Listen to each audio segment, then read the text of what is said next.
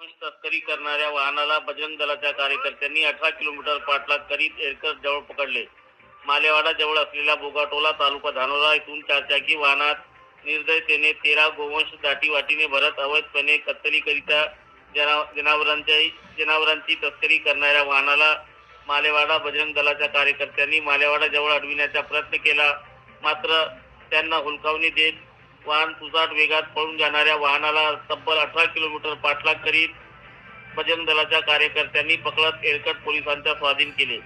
बोगाटोला येथून पळून जाणाऱ्या वाहनाचा मागचा टायर एरकट जवळ पंक्चर झाल्याने बजरंग दलाच्या कार्यकर्त्यांना वाहन पकडणे शक्य झाले.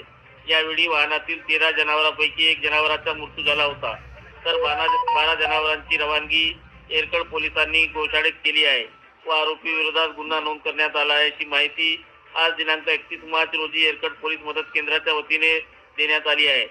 सदर मोहिमेत बजरंग दल मालेवाडा शाखेचे अध्यक्ष प्रफुल्ल चांभारे, उपाध्यक्ष श्रीकेश मुंगनकर, सचिव ज्ञानेश्वर सोनुले, दिगंबर किंचक, मोहित दखने, पुरुषोत्तम मडावी, प्रमोद भोयर, श्रेयस गुंडरे, यश बोरसरे, मोहित बनसोड, विशाल मजुमदार, मंगेश तेलंग यांच्या चमूने केली.